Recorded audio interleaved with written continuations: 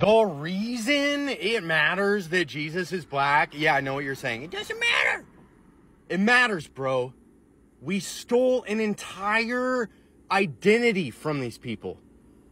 There was a race that was chosen by God, okay? When God was playing this Sims game, he chose a black character, okay? Because that most closely related and identified with his personality. He wanted to be humble. He wanted to come as a meek person. Bro, the entire Bible is a redemptive story about black people. From going from last to they're going to be first, bro. It's the entire Bible is like the redemption of a race that was being used for slavery since the beginning of time. Think about this. This is why black people are superior to white people. This is why they can run faster. They have harder heads. This is why they can jump higher. They're the chosen race of God. It's so in your face, dude. The Egyptians with the cornrow hair. And now, where are all our Egyptian people, bro? I don't have any Egyptian friends. I've never met an Egyptian, dude. It's like they just disappeared, dude. What happened to that whole race of people? It's black people. Okay? When you read the Bible, the reason it doesn't make sense to you is because you're not replacing the word Jew or Hebrew with black person. Black people. You have the most sacred, beautiful position. You have the biggest shoes to fill. I am so sorry for everything. You'll all see. You'll all see when we get up there. You'll see when we get up there and Juicy J is playing. Okay? You'll be like, oh! Oops. Crazy dude on TikTok was right. It's everywhere in history. White people whitewash history wherever we go. We take that for ourselves. Bro, Egyptians had electricity, okay? The Luxor, the Black Pyramid that shoots up light into the sky. What do you think that's about, dude? They had electricity, dude. The Nile had all the elements for batteries and electricity, like the copper and the salt water and the limestone and everything. Look up the Djed Towers, dude. Anyway, Jesus is black and he's coming back. Good morning. Good morning. Thank you for having me this morning. I am the wife of Pastor Les Robinson. Quickly, we've seen America rally behind court cases through the years over intellectual property and real property, oftentimes resulting in millions of dollars in restitution. We rally behind it without the blink of an eye because it's something that has been stolen and restitution should be made. We cannot forget or ignore the fact that we stole people from their native land. We stripped them from their families, from their culture, and from their birthright. Yet white America has turned a blind eye to this and say they should get over it, or it's been so long and it doesn't affect the African Americans today because it happened so long ago. On behalf of myself, my family, and my ancestors, I want to publicly apologize to the African American community for our ignorance, our arrogance, our insensitivity to your cause, and for any part we may have had in the atrocities done to your people. I stand here today humbly to show my love and support. Whether enslaved or freed, we know that many African Americans have had inventions they didn't get credit for and therefore earned no revenue. Land was stolen from many, as in my husband's case. My husband has the deeds to these properties that state this land belongs to my descendants forever and ever. There should be no question of what should be done. His land has been stolen, his generational wealth stolen, the schooling opportunities he should have had stolen, his opportunity to grow up in a safe environment where his family could afford housing stolen. He was forced into poverty, running to and from school, hoping to avoid getting into a fight or even getting shot and killed. This wasn't the legacy his grandfather left him. His rightful inheritance was stripped from him. Where is his restitution? There is no record of the properties ever being sold. If this were a claim about a white man's property being stolen, I'm sure the court case would have been resolved by now. He should have the right to reclaim financial compensation for what was left to him by his great-great-great-grandfather, Daniel Blue. Thank you so much for so your that he may comments pass this it down to his morning. Good morning, good evening, and good afternoon, Africans. I hope you're faring well where you are, and if you ain't faring well, please fare well where you are. So I'm happy because I'm creating this video, of course, because we right now have people coming up front and people seeking reconciliation, right? A society that is upright is a society that seeks for reconciliation, a society that seeks for peace. Yes, peace. Society that seeks for it. Yeah. And so black people have long been oppressed in USA. We know that. It's nothing new. Nothing new, by the way. Yeah. So a white woman, I believe she is a pastor, has come up front, and she did something that I think is so magical, because she was discussing with her congregation, right? She told them the uncomfortable truth that many really don't want to hear, right? The truth is like a double-edged sword. It cuts on both ends. It's very hurtful, in short, right? And so she told her congregation about the atrocities white communities, even not all, but the majority of white communities in the past have committed against black people, particularly those black people who are enslaved, right? And this is the part where I think we are now beginning to bridge the gap. We are now bringing, you see, we are bringing our differences aside and bringing our likeliness, our shared moments, our love for patriotism, our nationalism together to build a nation. Because a nation cannot be built on racism. A nation cannot be built on nepotism. In Africa, a nation cannot be built on tribalism. So bringing congregations together, talking to them and pointing out this is wrong, this is right, I believe is a true path to peace, right? So I want us to listen to this specific white woman. I believe she's a pastor. Listen to what she's got to say, and then I shall get back by the end of the video, of course, where we shall also have a deep, critical analysis. Let's dive in. I'm going to now lead us in an apology from white Americans to African Americans on behalf of our country, to you and to your ancestors and to all of your people. So to the African Americans in the room who would wish and be willing to participate in this, please stand up.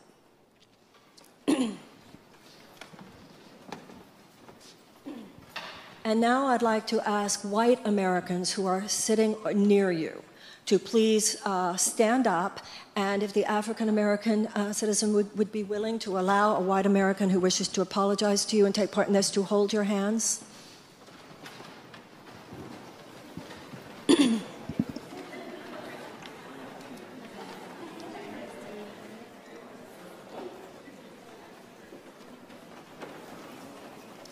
And now, as I speak, I'm going to ask the white Americans in the room to please repeat after me. On behalf of myself and on behalf of my country, to you and all African Americans, from the beginning of our nation's history, in honor of your ancestors and on behalf of your children, please hear this from my heart.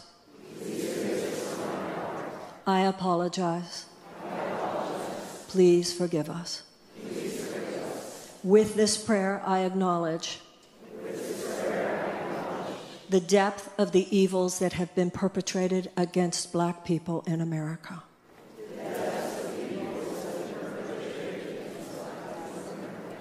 From slavery to lynchings to white supremacist laws to the denial of voting rights to all the ways, both large and small, all of them evil, all of them wrong, for all the oppression and all of the injustices. I apologize. Please forgive us. For the denial of any civil rights, for inequalities in criminal justice, to any instances of police brutality, to the denial of opportunity, for economic injustice, for any ways that a racial element has played into the perpetration of injustice. I apologize. Please forgive us. With this prayer, I acknowledge the beauty and the genius of your culture, the power and the genius of those who came before you, the power and the genius of your children and your descendants. And with this prayer, we pray. May your children, may your men be blessed and protected. May your men be blessed and protected. May your men be blessed and protected. May all your men and all your women and all your children be surrounded by angels at this time. And dear God, may a great healing occur. We place in your hands the relationship between Black and white Americans. May it be lifted high above and beyond the walls that would divide us. May our hearts be awakened to the truth of our oneness. And racism and prejudice be no more. Dear God, please come upon us and heal our wounded hearts. But to you, my African American fellow citizen, please accept my apology this night. It is for you and for your grandparents and their grandparents before them and their grandparents before them.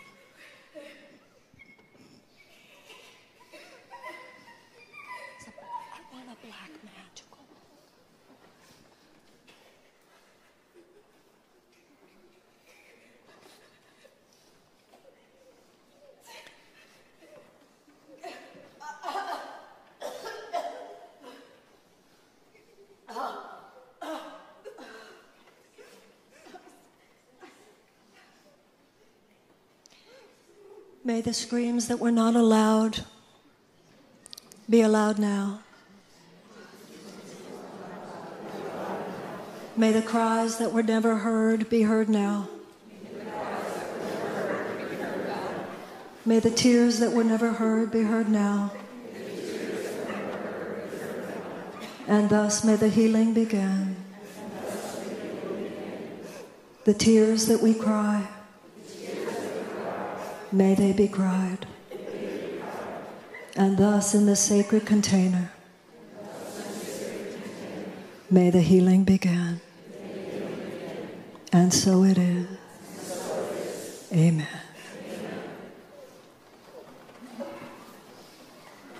I'd like everyone to please be seated and remain in quiet,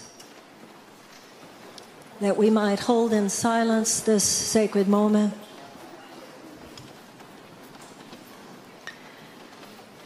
And allow whatever reaction anyone needs to have to be had.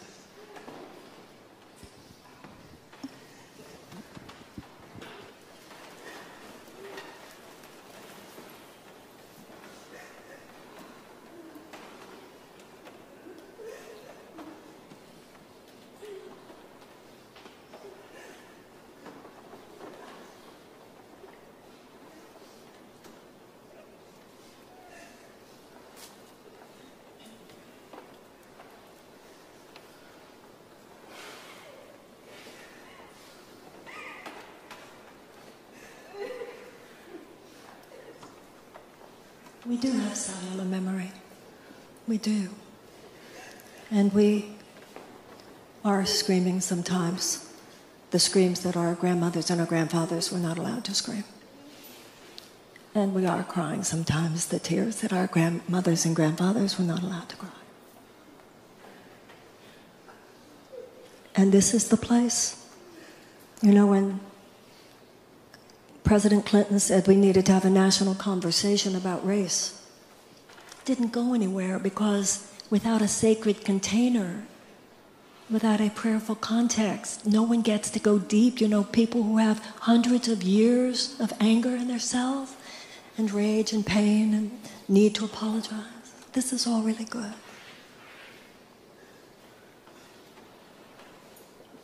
And it's the only way.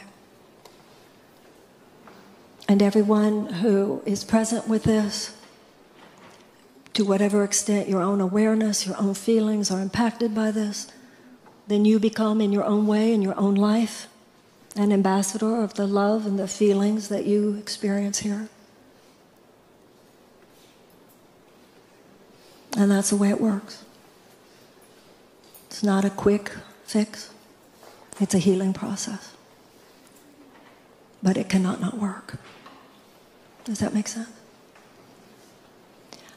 I think... So after watching this video, here's my insight. Here's my deep critical analysis. Well, it's just an insight, something I can add up to this. Because this woman is a bold woman, right? You don't find so many white people come up front and acknowledge they've done wrong, right? Because white privilege is a thing. White privilege is a very, very huge problem in the United States of America, right? And so denying that there is racism is a problem, right? Is a problem that you see, you can't refuse. If you want to solve a disease, if you want to find a cure for disease, you first must acknowledge that it does exist. From that, you create medicine, right? You create vaccines. You take a sample of the drug, you inject it to a subject, and then now you create what we call a vaccine to take care of that disease, right? America is ridden with racism, seriously ridden with racism, right?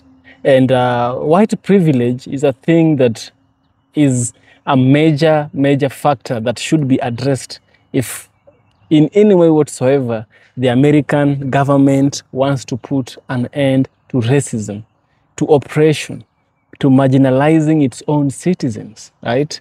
So figures like pastors, like the woman who has taken good use of her platform to preach a good message, a message of love, a message of reconciliation, a message of togetherness. From hearing this, many white people can come to acknowledge that white privilege does exist and it is a problem, right? Black people do not have equal education as whites. white people do not have equal job opportunities as compared to the black counterparts, right? Even though we have black people who have studied for the same task, say they have studied at MIT for something, physics and airplane, this maybe flying a plane, and there's a white and a black person will never choose it. They will never be chosen, right? And we've had those news where you saw there were children, babies. A nurse was making a confession that they were killing black babies, right? Imagine someone does not like you to the extent that they go ahead and kill children who look like you, right? That's very serious. That's another level of hatred. The greatest, I presume. So the woman has done a really bold work. She's done a very, very powerful thing to come up front and speak against these atrocities. And I would want you to share your thoughts on the comment section about what you think about this woman. Give us your perspective. I would really love to hear from you. Yeah. So share your thoughts and see you in the next video. If you value what we do, subscribe. We'll surely appreciate. See you in the next one.